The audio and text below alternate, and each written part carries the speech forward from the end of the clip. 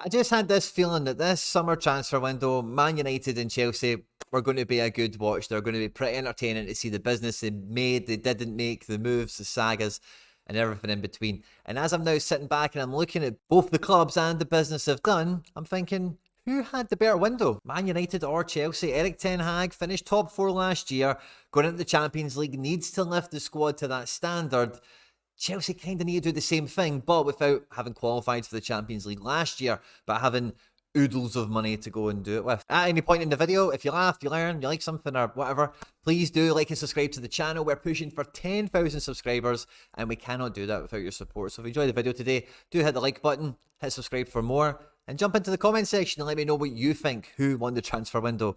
Man United or Chelsea? I think Man United did pretty well in this window to relieve themselves of some of their legacy problems. Fred just never seems to fit in. De Gea has been like a shackle on all the managers that's went through because the goalkeeper position philosophically on the pitch has really evolved, and David De Gea isn't wanted by anyone. It's hard to imagine any of the managers that Man United have had would have selected him out of all the goalkeepers in the world. So he's always been on a long, very huge contract. He's now finally gone, and I think that's a huge bit of business for Man United this summer.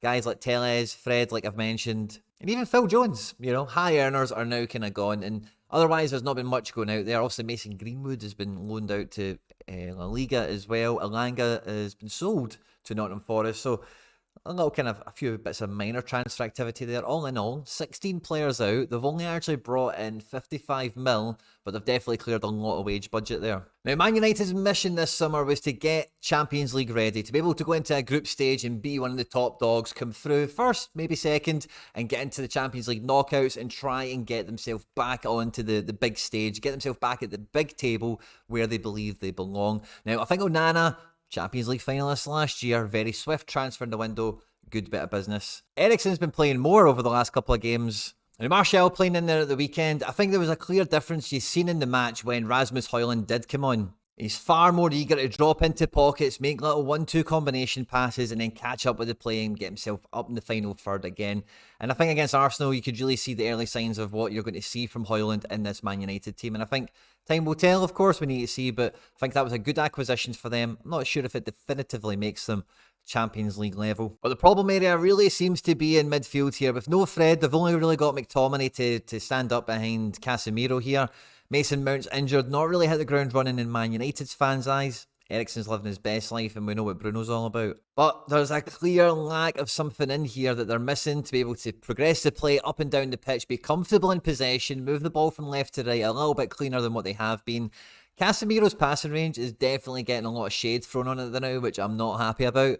But there has definitely been the need for someone else that can be in this role and maybe elevate it when they're dominating a game and they don't need another centre-back-esque player in midfield. And they got their man eventually on the deadline day, basically. Sofian Amrabat is in to kind of supplement this midfield. And I think with all the hype and all the clamour around him, I worry Man United fans are thinking this guy's a bit better than what he is. I don't think he's going to be the one-man saviour in this midfield, but he definitely gives them something different to what they have already. And that element of balance might be what Ten Hag needs to really get this machine moving. I think it's incredible they've still got Maguire. And signing Johnny Evans and Reguilon on the deadline just to buff out the depth. Like I say, with De Gea's gone, you can totally reinvent the goalkeeper department, bringing in Bayanda and Onana. I don't feel that Ten Hag has lifted this Man United team into Champions League level quality for sure.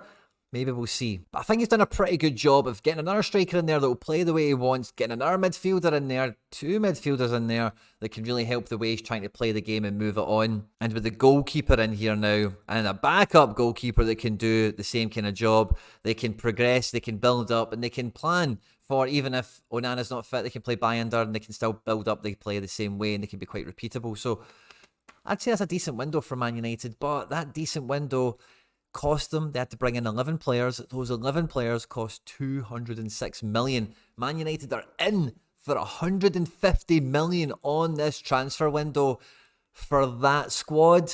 Yeah, not very convincing, is it? Let's have a look at Chelsea.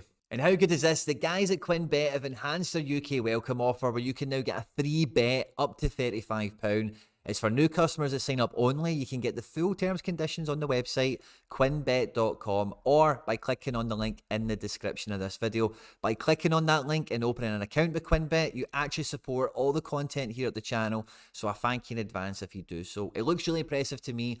It's 18 plus, and remember folks, always gamble responsibly. Now Chelsea, as we know, had a calamitous transfer window, but to be honest with you, in terms of the outgoings, some of the business wasn't too bad. Very high earners, all leaving quite quickly and peacefully on free contracts. N'Golo Kante, Azpilicueta, Aubameyang and Bakayoko are all out of Stamford Bridge. Getting loan transfer sorted for Lukaku and Ziyech were parts of the transfer window that really did, take on their own little life when they happened. Ziyech also showing up in Galatasaray, in with the fans and stuff, and all the crazy stuff in Italy with Lukaku was just mental. But very early in this window, Loftus-Cheek, Edouard Mendy, Pulisic, Kovacic, Koulibaly, Mason Mount, Kai Havertz, all those players have been sold and left the club. Chelsea in this window have let go 25 players to the tune of 265 million. Now, as we know, Chelsea eventually got the business done, bringing in Moises Caicedo for £110 million. The first parts of the season, this midfield was completely absent, but now with Caicedo in there alongside Gallagher and Enzo. And when you add in Ogochukwu, who came in earlier in this window, and Romeo Lavia, I think they can be a bit more settled and a bit happier with their midfield contingent that they've got here, because these other attacking areas, I know Enzo's getting into this playmaker role a bit more now. And Nkunku signed for Chelsea in this transfer window as well, and on top of Mudryk, who signed in January, there is a real depth in that front line there that the midfield needs to be able to support, and I think the business that they've just about managed to clamber together there at the end of the window maybe gives them a foundation to go on and reclaim their place up in the top 6 of the table. But for me, I'm probably most excited about the Palmer acquisition, because he does give this midfield a little bit of something different. Obviously, he's kind of won it all already at Man City, and really frustrated at not breaking into the team. I think if he goes into this Chelsea team and he gets a game, this Chelsea team is really set up to attack a lot of teams and should be scoring absolute barrels of goals.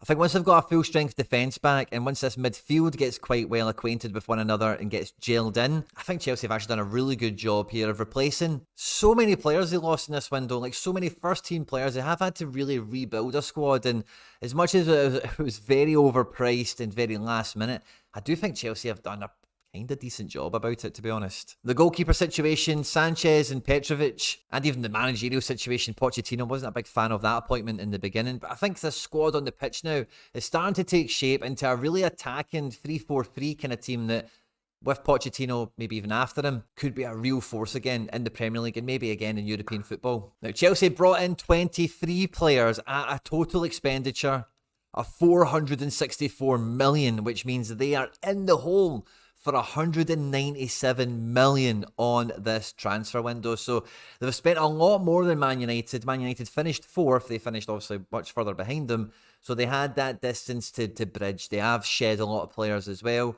So I don't know, who would I think out of these two has won the transfer window? I'm probably going to go with Chelsea for the simple reason that they sold Mason Mount to Man United for, depending on how you want to think of it, just a little bit less than what they paid for Christopher Nkunku, or for just a little bit more than what they paid for Palmer. On top of the clear quality and acquisition that Chelsea have made here from top to bottom, I think they've just handled the window much better than Man United. Let me know what you think down in the comment section of this video. On screen there now is some other stuff that I've made that YouTube thinks you might enjoy. I hope you enjoyed this one. Stay out of trouble, and I'll catch you on the next one. Take care. Bye-bye.